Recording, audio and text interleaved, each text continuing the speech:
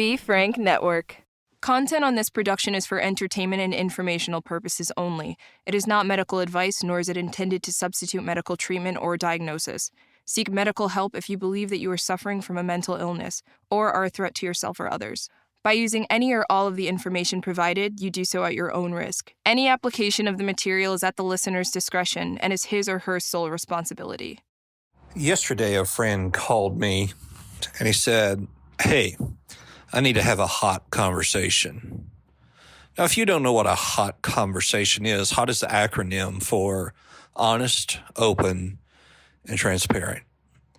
He began to confess to me a lot of things that he had going on, nothing illegal, nothing even really immoral, but things that just really were bothering him in his life at that very moment.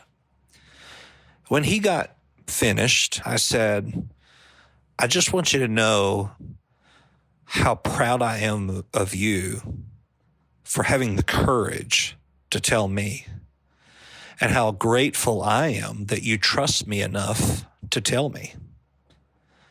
It would have been very easy to get on my self-righteous high horse and judge or condemn or even give suggestions about how not to do what he was doing again. But that's not what he needed from me. He simply needed to be validated. He needed to be heard. He needed to be seen. One of the biggest problems we have in America today is communication, and that's because we listen to respond instead of listening to understand. And when we listen to respond, we miss so much in knowing a person's true heart and their intent, and really who they are as an individual. And remember, when you're listening to them, a lot of times they don't need you to understand. They just need to know that you're present, that they're seen, that they're heard, that they're validated.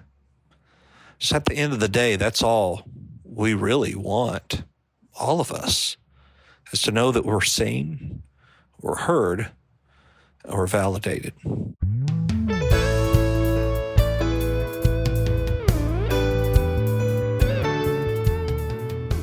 Everybody, Doc Bryan here, and welcome to Doc Talks, where we talk about people's troubles, trials, tribulations, and hopefully triumphs in life. Again, if you've listened to our last episode, you'll know that we have with us Rachel Floran, who is a LPC in Texas, a licensed professional counselor, and we have James and Jenaye Smith with us again here. And so each of you, it's wonderful again to have you with us. Thank you. Thank you. And I would just say you are the first guest of Doc Talks to ever have your therapist with you on an episode. But there is a reason for that. And it's a very important reason that we're going to talk about here. So for those of you who don't know the backstory, Jenaye and James married, and James cheated. Jenaye made a video, very raw, emotional video that went viral, and found out everything that was going on. Yeah. that led to 3.7 million people seeing this video, which landed them on the Dr. Phil show. Now, how did Dr. Phil contact you? How did all of that transpire? Yeah, their producers reached out to me and asked if I wanted to be on it. And I then called James and told him. And we discussed it. And he kind of, agreed he would do it. Yeah. So they reached out to us. We get a lot of confusion about that. People are like, how did you wrote in? That was really fast. And I was like, no, to be clear, they saw my video. It ended up on one of their pages, and then they reached out to me. And so I can only assume that they didn't pay you thousands of dollars to be guest on the show. So you didn't go for the money. No, we got nothing. I'm sorry. We got no money. Okay. Well, that clears that up. So at least Dr. Phil pays his guest exactly what I pay my guest. So that's good to know. But we can do it from the comfort from our home here. So. True.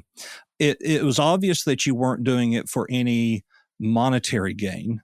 So I could only suspect that you legitimately went to get help. Yeah. And that's what we were told we were going to get. Yeah, that's why we agreed to go. I was told that I would get some answers, and because he had seen so many people, I would kind of get some guidance, like more guidance. He said he had resources. Yeah. So that was assumed that they were going to be offered to us. So whether it be divorce or it be co-parenting, we would touch on one of those and then talk about, where to go. But that never happened. And so they did not offer you any type of treatment or counseling outside of the show? No. No, now, I think they told us to get. If you watch the end of the episode, the second episode, he said, you both need help. I mean, I'm paraphrasing, but that's really all he said, which, obviously we already knew and we were already doing on our own. Yeah, we were talking to somebody and that was going great. I think we were great before we left for the show. Like, we were making headway. So would you say that being on his show led to more trauma? Yeah, 100% for me. 100% for me. I don't know about James, but being the victim, I came out worse than I went in. So this is how I explain it. I went in prepared. I knew I was going in as the antagonist. If you've seen the Dr. Phil show before, you know what he does. I knew I was going to be picked on, and I was going in. I was mentally prepared for all of that, right? And I was able to prepare myself for over a week. But Jenaye went in thinking that she was going in as the person who was cheated on and is going to be getting help and support. And that's not what happened. She walked off of the show thinking that she was a villain too. And so it was really hard. And there was a lot of trauma that came out of it. Yeah. I want to play this little clip here, and hopefully you can hear this. And then let's just unpack this for a second. So, okay, James, I'm glad you're here because we're going to try to find the bottom here somewhere. Yeah. Right. So you say you essentially were just following directions. She said, just, you want sex, get it somewhere else. Yes and no. You hear something enough times, it kind of gets stuck in the back of your mind, and it doesn't make it right. But you hear it enough times, it's kind of in the back of your head. Okay. Well, what he said there was that you were just doing what you were told by cheating.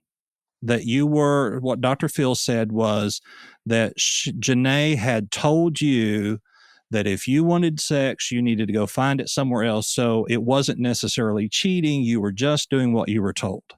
So that was so I remember, so before the show takes place, you do like this 2-hour interview, right? And I had said that whenever I'd bring up my concerns about intimacy, it would usually end with her saying, then go find it someplace else, being sarcastic, right? But I said in that interview, I heard it enough times that I really started to, it got in my head. I knew she was being sarcastic, but I started thinking this in my head the more and more I heard it. And that's what he's referring to. I think he tried taking that and turning it into something else that it wasn't, but that's where that came from. Right. And so, Rachel, as a therapist, what is the danger in asking that kind of question? Well, you're setting him up for failure, for one, and what is he supposed to, how else is he supposed to respond? So you're setting up the question where there is only one way to respond. And while I know that you couldn't see the video clip that I played, but you could see all on his face that he was completely uncomfortable with the question, and that James, you really tried to go out of your way to reframe that question as to not make it seem like that you were at no fault, that you were just doing what you were told. And that clip led into this one. But that taken with the fact that you think this was a bait and switch situation, that, when you were courting, when you were in the engagement phase, dating and all of that, you were very sexually active, and she had the same hormonal impact from chemotherapy and all of that then that she had now, and it didn't affect it. Yeah. You think this was bait and switch. I'll show you this and then give you this. Right. Yeah, that's just how it appears, yeah.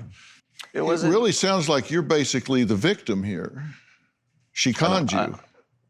I wouldn't say that. Well, you did say that. I don't like to call myself the victim. Obviously, she's the victim in this situation. So that clip just shows us that he was really pressing you, James, to say that you were the victim. What was your thought process in that very moment? Well, he got very pushy, and that was actually the very first set of questions he was asking me when I got out on the stage. Mm-hmm. And he didn't do himself any favors, because I got very uncomfortable and just shut down. I just completely shut down and stopped answering his questions.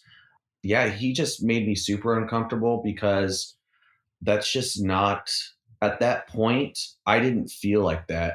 Those weren't my feelings anymore. And we keep saying this over and over again. Jenaye and I both do.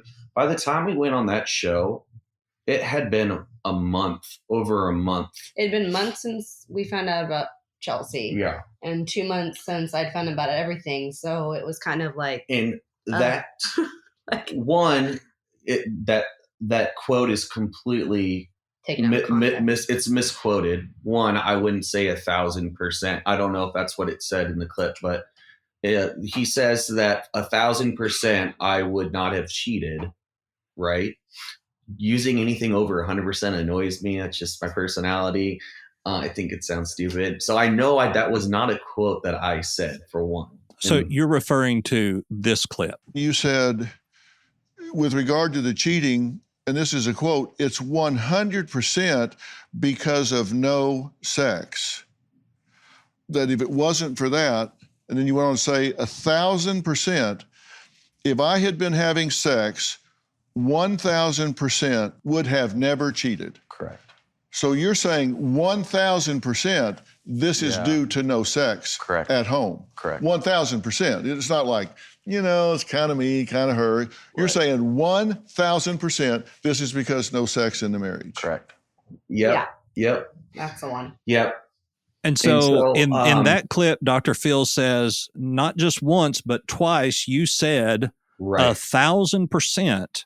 I would not have cheated had we were having sex. Yeah. And right when he started pushing as hard as he did, and the fact that I know it was completely misquoted or not something I said at all, because I wouldn't have used that 1,000% term, I knew what he was trying to do. I think we discussed before, and this is definitely something that I used in the Army for what I did, is it's interrogation tactics. They're trying to say something that you said to try to get you to say something, and they try to corner you, right? At that point, I completely shut down. And what I was saying before is it had been a month before this had all happened about a month before we actually went on the show, where when she just found out, I was still trying to justify the things that I did. And I would have said, and I did say, hey, if we had a more intimate relationship, I probably wouldn't have cheated. That was something I did tell her. But over time, I started to come to terms with what I did and started taking responsibility. And when we were on the show, I didn't feel like that anymore. And so, he knew that. His producers knew that I told all that to. He knew that.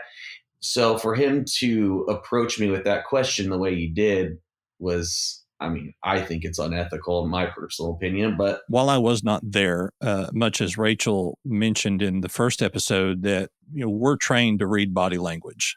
And the moment that he said that, your whole demeanor changed. It was just, and so in my mind, here's probably what happened. You were probably in a room and they said, would you have cheated if you were having sex all the time? And you said, no. And they said, 100%. You said, yeah, 100%. They said 1,000%. But yeah. That's exactly what they did. Yep. Yeah. And so it wasn't your verbiage. No. And they did it to both of us with different questions. Yep. And so, Rachel, as As a therapist, in looking at this, let's just look at it on the outside as a therapist. First of all, when we ask questions, we are not interrogating, we are fact finding. That is exactly right. When you don't go into, that's not therapy. What they did was not therapy, guys. You're not there to interrogate. We've been using the word interrogate, but I think like cross-examine. I think like being an attorney in a courtroom where they're trying to take your words and use them against you, versus what a therapist would do is take your own words and use them to help you. They use them against you, to where, to me, I could almost say it felt or looked like some gaslighting, was going on, because now you're starting to doubt your own reality. Well, is this what I did? Is this what I said? I don't even know. And that is inappropriate. And, you guys had mentioned you're in a better place. You absolutely were. And talking to you on the phone after that happened, I'm like, I felt like it just set you back, and my heart went out to my clients because they had done so much hard work, and it just was unraveling. Yeah. And I'm glad that you made the point to say that what is happening on that show is not therapy. Right.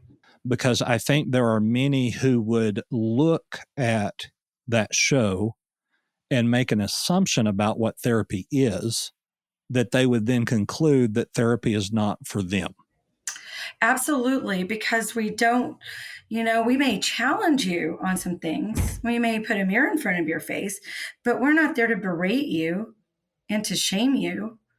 I mean, hell, that's what people do to themselves. We're trying, we need to undo all of that. And it does break my heart that if people see that and think that that's therapy, then they don't come and get the help they need from a caring therapist that really does want to be in there and get their hands dirty with you. And so they don't get the help, and instead they get hurt. And one thing that I would say is that if I speak any words that you haven't spoken, I'm simply asking a question that is reframing what you said to try to understand better what it is that you mean. Right. For instance, which I don't do adolescent therapy because kids drive me crazy, but that's a whole other thing. That's hilarious. Just made my day. But in talking with therapists that do, one of the things that they tell me is, okay, this child does not know how to communicate this emotion. And we know that behaviors are words, especially within adolescence. Yep. And so they would ask the child, have you seen this movie, whether it be Frozen or whatever, movie there is? Can you tell me a time in that movie where the character felt what you're feeling right now? And they're able to express that in a way that we understand, but still you're not baiting them into a situation. Correct. And so literally here, in my opinion, he was attempting to get James to say that he was the victim and that it was Jenaye's fault. Absolutely. And Jenaye, I don't know if you picked up on this, I'm sure, Rachel, if you've seen the episode, you did, but every time that Jenaye spoke, he barely looked at her and then turned right back to James. It was almost as if she was, just shouldn't have been there. I know. I shouldn't have. Even though she was the reason that they were there. Right. It was almost like she was a pest sitting there, that he was, just annoyed that she was there.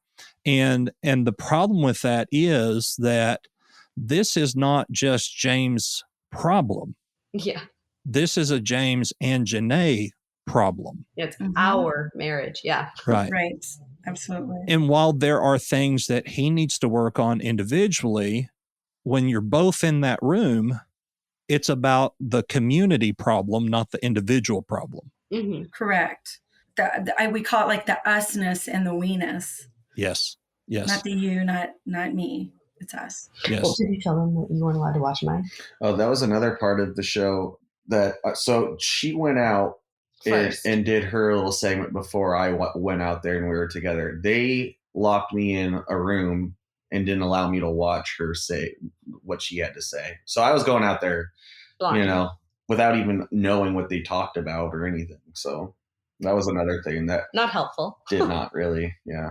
Because anything I would say to them, I would say to James. Yeah. Mhm. But that's part of it. And it's not like it wasn't going to be broadcast anyway. Right.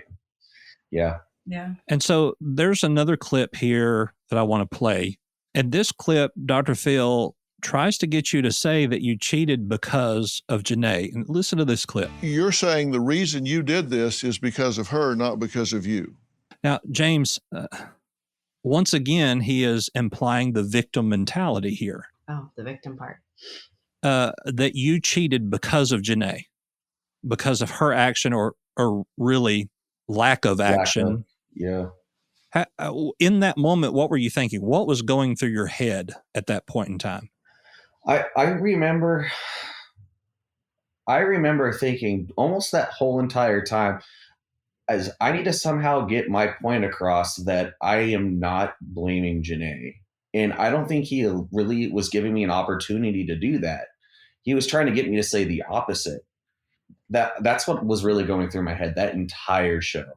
Was I just want an opportunity to say that I don't blame Jenaye. And I don't think I was ever given that opportunity. Yeah. And Rachel, in watching this, trying to psychoanalyze exactly what he was trying to get, I don't know what he was trying to get there other than to place blame completely on Jenaye. Did you have a different perspective there of what was going on? It was really difficult for me to watch.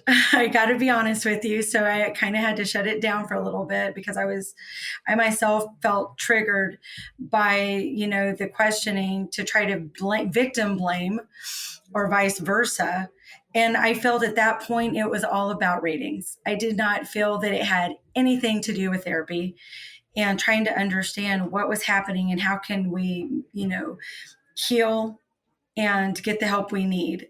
So I was just really upset about that because I just saw all the work unravel. And it was just like you're tearing them down. There are techniques that maybe therapists may use to kind of help the clients really bond together and become a team. And that was completely opposite of that. Yeah.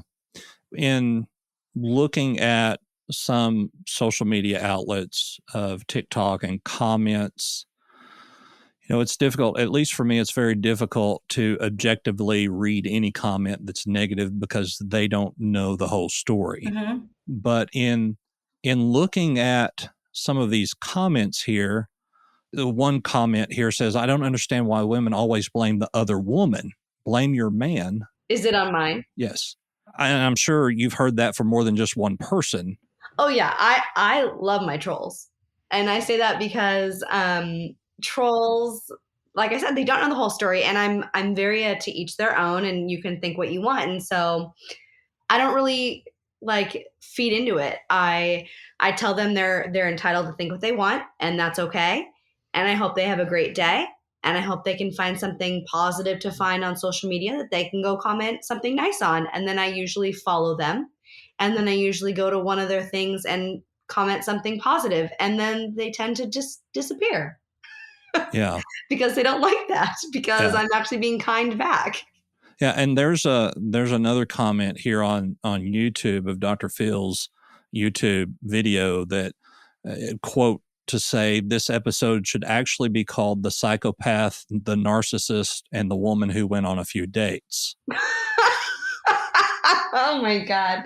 That's good. I wish I would have seen that one. But here's the problem, is that the way that interview is formatted, it would be easy to say psychopath, narcissist, woman who didn't know what was going on. Yeah.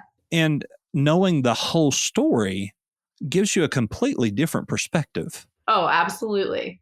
And that's, and that's why the comments don't bother me, because I lived it.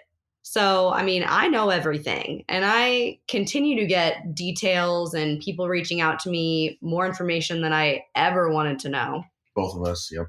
So therefore, that's why I'm just like, okay, you don't have to like me, and you can call me crazy, and you can say I need to up my meds and I need to be in a psychiatric ward. I've heard all of it, and I'm just like, okay, well, thank you for thinking of me and my mental health.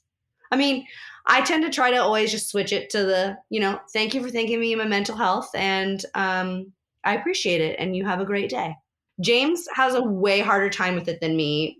I think that's just our personalities. Yeah. With his love language being touch, words hurt. Yeah. We're a little bit, I'm the same way. That's my love language too. And so love, those words really hurt and make me feel like I really am those things, even though I'm not. So what really sets me off is sometimes it hurts, but it's mainly when people just talk ignorantly that don't know. That's what really makes me mad, because it's just like, these are, I mean, I usually say, if something really sets me off, I'll say, you kind of more mean than this, but you don't sound very smart right now, because why would you go without knowing the whole story, make comments that, make you sound really, for lack of a better word, dumb.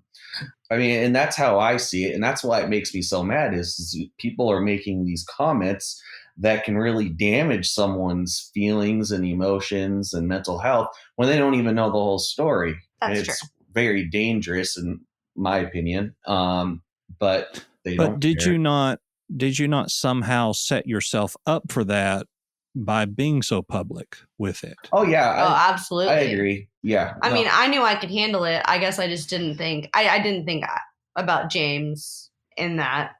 I probably should have more.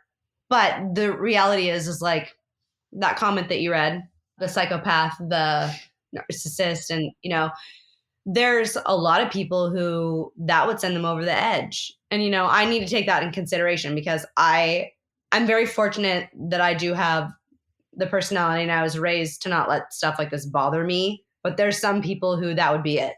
Mm-hmm. And that's not okay. I mean, I have seen people commit suicide over less. Yeah. Yeah. And, especially in such a platform that is so public, Mm-hmm. to be so blatant. I have heard Dr. Phil to be described as a bully, as insensitive. In those moments, it really makes someone stop to wonder, is this really helping anybody other than you and the network? Oh, it for sure did not help me. I mean, they basically were like, hey, guess what? You got screwed over by your husband. Let us help you. And then they brought me on, and they were like, but let's make it so it doesn't help you. Mm-hmm. So here's this next clip. You two have something in common. Yeah, James. The lie. Yeah, that you've both been lied to. Yes. By James. Absolutely.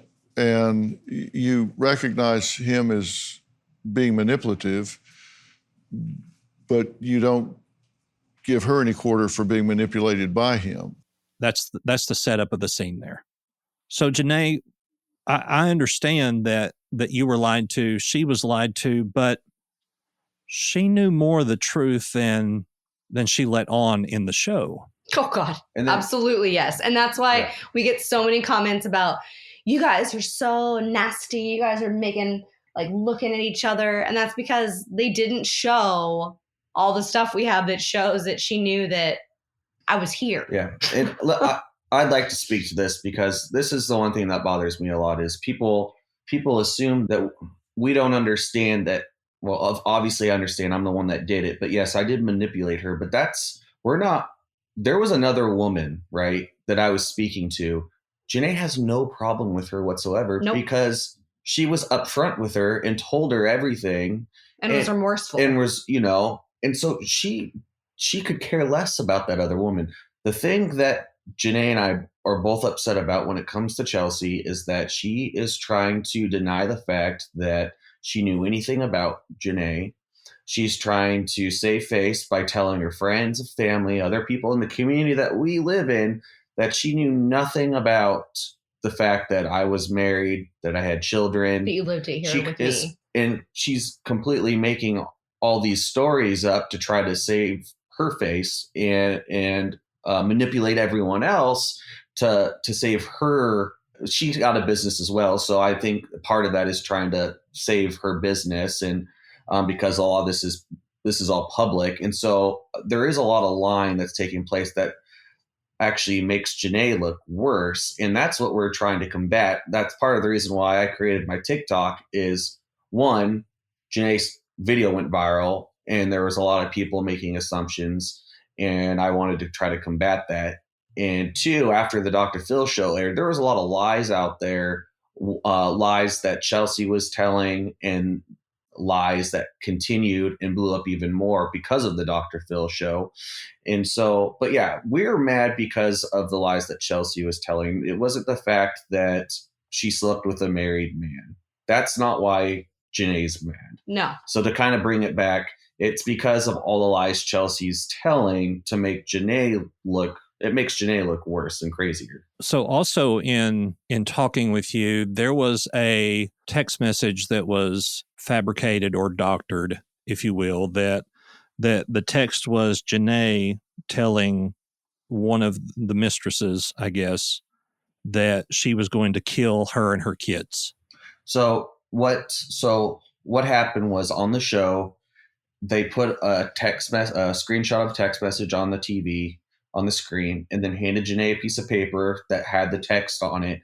And it was a text from Jenaye's phone to Chelsea's phone. No, Chelsea's friend's phone. Or sorry, Chelsea's friend's phone, because they're We don't know. Chelsea had a friend texting for her with Jenaye.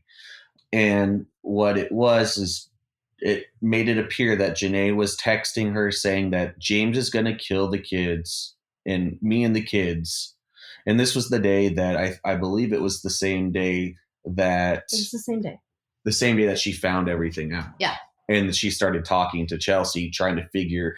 she was doing her research, trying to do her investigative work, trying to figure out everything that happened. That has nothing to do with it. No, but it was that day when everything was heated. Yeah. So... But they gave it to me on stage, and they were like, "Is this your phone number?" And I was like, "Yes, it's my phone number, but I did not send this." And they were like, "Well, it's your phone number." And I was like, "Yeah." And so then I just sat there for a second. Mind you, it's recording. There's an audience, virtual audience, right? And I'm just sitting there, and I'm like, she's on the spot. Yeah. Oh my gosh. And I'm like, maybe I did say it.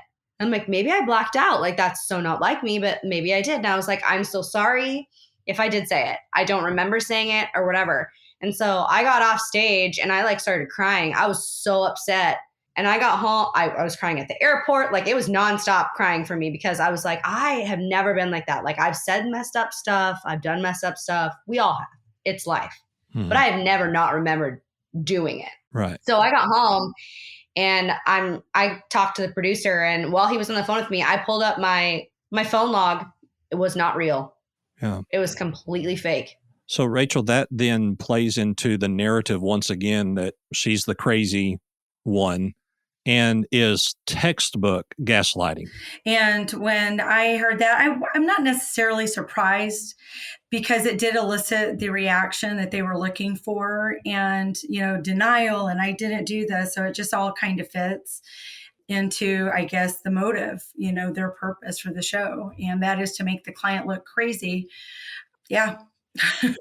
They had to cut it. They did not air it, though, because they had to cut it legally, because we proved to them that it was fabricated. Fake. So if they would have played it, we could have sued them. I wish that you still have that paper. I don't know if you do or not, but now, because it's like, oh, it's your word against theirs, but I absolutely believe you. With everything else that I've seen. And you guys called me right after that happened, actually pretty upset. So I remember very well. Yeah. But even in the timeline, it doesn't make sense that would be the response. I know. Well, absolutely not. So this is the last clip I want to play of Dr. Phil's interview here with you, and then we'll just kind of summarize everything here. This clip. You're a vet, and thank you for your service, by the way. Aside from everything else, thank you for your service. And they owe you some answers. They owe you some answers, and you damn sure should get them. Yes, sir. And I'm not trying to excuse your behavior. I'm just saying you are entitled to some answers, and you should get them. So James, hearing that, knowing that, yes, you are a veteran, but then there's this inference that there is something wrong with you that justifies your actions. Mm-hmm. What was that moment like for you? Well, so I remember that, but at that point I was already way checked out, like so done. I remember thinking though, is like, you know, the military, the VA, they have given me so much, you know, and they have given back, and they are helping. I remember thinking, and this was like a day after I really thought about the whole military aspect of the show that they were presenting. And I just remember thinking, man, I hope I don't get backlash from all my military friends for even bringing anything up. Cause that's the last thing I want to do is blame my time in the service for all this, you know, for my mistakes. And so I was actually pretty worried. I haven't heard anything. I mean, there's a couple people, you know, on social media, people I don't know that are vets that have, you know, oh, well, you can't blame PTSD on, you know, you cheating, which I'm not doing. That's how they want to take it. So, but yeah. So in the end of this second episode, I really feel like psychologically they made this real pretty bow that told the audience, James is a veteran. We should respect him. He has PTSD because he was a veteran, so we should respect him even more. And if his wife was having sex with him on the regular, he would have never had to cheated. And so he is the victim and she is the problem. Rachel, is that how you saw that? Yes, you hit it spot on. And, you know, and no disrespect, but, you know, and I'm a veteran, but women still continue to get the blame, you know, and this needs to change. Absolutely. You know, I try to say there are three sides to every story. Typically we say there's two sides, but there really is three. There's what you say, and what actually happened. Yeah. Right. Which is somewhere in the middle. It is somewhere in the middle. And it's not to say that you are lying about what happened. It's that your brain literally blocks out some of that trauma that does not come up until you're in therapy, you feel in a safe spot, you are able to manifest these things. But in my opinion, being in that setting, it would have been very easy for me as Jenaye to go, you know what, this is all my fault. I don't deserve to have James. He is a veteran and I should respect him because of that. It would have been very easy for me to feel that way had I been her. Now, thankfully, that's not her personality. Right. That's not her sentiment. But what is the danger there, Rachel, in trying to even place blame within therapy? To what is the danger there with that? Well, then the therapist becomes the abuser, you know, or the gaslighter, because now you're telling them that they're doubting their own reality, what they experienced, their perceptions or feelings, thoughts aren't real. That's a very dangerous line. And that is not your job as a clinician. Your job is to first do no harm. Yes, there's a whole lot more to that, but that is always your job, and to take care of your clients. And that is not what happened. And you were talking about, you would have been very easy had it been you. You know, think of that environment. You're stressed out, you're in your emotional fight or flight because you're nervous, you're anxious. So what does that mean? It means I'm not necessarily thinking clearly. So in my opinion, that's what they were counting on, is they would throw them off balance. They weren't stable, and they're going to basically agree to whatever they told them. I'm just very happy that my clients, you know, Jenaye, did not let that happen. And that, you know, James, you know, yes, he shut down, but that was what he knew to do. Mm. That was how he, you know, saved himself. Yeah. And you know, it would, for some people in James' situation, would have been easy for them to say, you know what, she is crazy and it's not my fault. Oh, absolutely. It would have been very easy for someone to say, yeah, hey, I was completely justified in doing that. And that is just inappropriate, because we all have to own our own stuff, you know, and when you're self-aware, that means you do have insight. I need to do something about this. Mm-hmm. So as a clinician, Rachel, what do we do when we have a therapist that we feel like is crossing that line and that maybe therapy is becoming more toxic than it is helpful? As soon as, I use the term gaslighting a lot because it is so common, especially these days for whatever reason is happening in our society. So anytime you have a gut, your gut is your survival. And if your gut is saying something doesn't feel right, you get out of the situation. Save yourself. Don't try to justify it. Don't second guess yourself. Well, maybe it's me. Go and find another therapist. Or you could do the acid test and just tell the therapist how you feel Oh, absolutely. and see how they react. I love that, because you want your clients to tell you the truth. And, a decent therapist, and hopefully I said this because I usually do, is that if I'm wrong about something, or if I'm incorrect, or you don't feel what I'm saying is right, tell me. Yeah, you've said that to us. Well, good. Yeah. You're paying me. Yeah. This isn't my therapy, it's yours. Absolutely.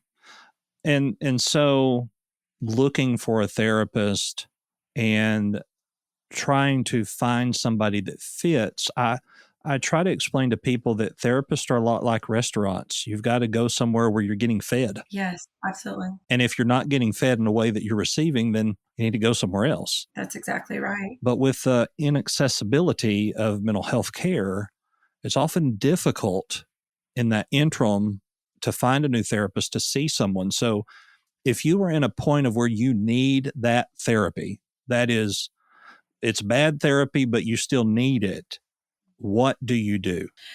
Oh gosh, that's a really difficult question. Be honest with your therapist first, how you're feeling, because maybe the therapist isn't aware of what they're doing. So that would be the first step. And then ask friends, look for resources where you can get help. For veterans, there truly are lots of resources. I actually put together a PowerPoint last year, and I just had to stop. There was just so many resources. There are a lot, I think because of the pandemic, that there's been a lot of the spotlight's really been put on the need for mental health, so that there are more agencies. It still needs a lot of work, especially here in Texas. We still need a lot more work. There are a lot of therapists, but there's a lot of business in that saying something. And I think one of the things that I'm seeing is that now that stigma is really being removed, you're not crazy. You don't have to be crazy to go see a therapist. We all need somebody to talk to. We're all walking wounded, every one of us. Absolutely. And that's not, you don't always want to tell your friends or your family all your stuff. Go to a trained professional. If you can't afford one, look for a sliding scale. I'm not ashamed to tell anybody that I see a therapist every Thursday at 2:00, because as a therapist, I hear a lot of things that aren't healthy really sometimes for me to hear. Trauma and being somewhat of a empath, I begin to feel that pain, and it is good for me to be able to tell somebody something that I know if they repeat it, that I can have their practice and everything that they own. Mm-hmm. Yeah. But there is this comfort in that as a person who carries this stuff with us all the time, and there is there's such a thought process around a stigma around mental health, and I think we're getting better with it. Mm-hmm. But I think we've got a long way to go in that. If you need help, ask for help. There is no shame in asking for help. Absolutely. If you wake up in the morning and you're having chest pains and those pains are running down your arm, you're probably going to go to the hospital thinking you're having a heart attack. Absolutely. But if we wake up in the morning and we're so depressed we can't get out of bed, why do we second guess seeing a therapist? I see this more with males than with females, and it's that a sign of weakness. I should be able to fix this, So open that toolbox and tell me which tool you're going to use. Mm-hmm. It doesn't work like that.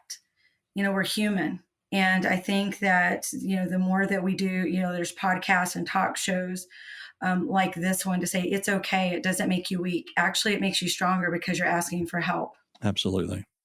So, Jenaye, James, what would your advice be to someone who is going through what you have gone through, not just on the show, but in real life? What would your advice to them be?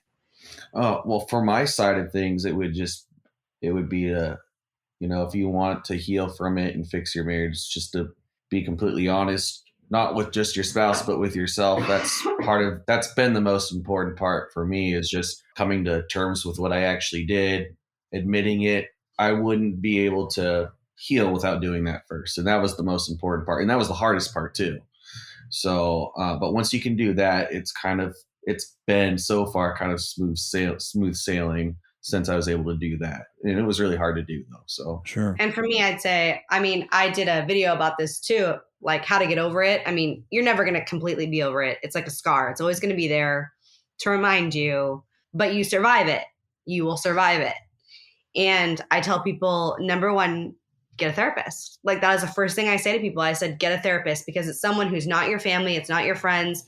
They're a non-biased party, someone you can talk to and confide in, who can give you an outside view of tips and tricks and help to guide you through this. There's no book that's been written, because not every situation's the same.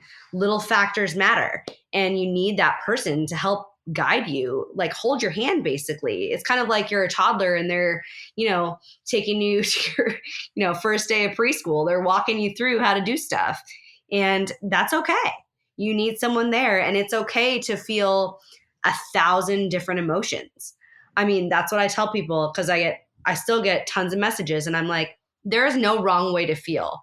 You can feel sad, you can feel mad, you can feel happy, you can feel, it's a roller coaster, and every day is different, and you just have to take it one day at a time, and then find something that just makes you happy to try to focus on. Like for me, it was my kids. For other people, it's going to be something else. But just that little positivity during the day is going to get you from one day to the next. Yep.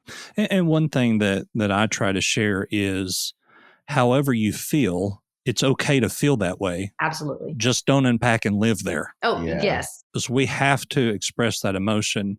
And another thing that you said about, the scar, I read this quote that said, heal the wound, but leave the scar to remind me of how strong I am. Mm-hmm. Yes. And that's so important, that we realize that things are never going to be the way that they were because of this that happened, but they are going to be in a place of where you can cope and learn to trust, and probably have more tools to trust each other than you did when you began. And as I like to think that everything happens for a reason, and that reason right now may not look like a good one, but, in 5, 10, 20 years, you may look back and say, that was the best thing that ever happened. Yeah. And we really have to hang on to that hope that this, what are we trying to learn here? What tools are we trying to acquire in this time of crisis? Rachel, is there anything you would like to add or say about all of this? Yes, there is. As bad and as traumatic as it was, and everything, and right now I'm really referring more to going on to the Dr. Phil show, there's always a silver lining. Mm-hmm. And I think I'm seeing it right now, because you two are together, you're on the same team, and you're fighting together. Yeah. I'm sure you've heard before, a marriage isn't two perfect people. It's two imperfect people that never give up on each other.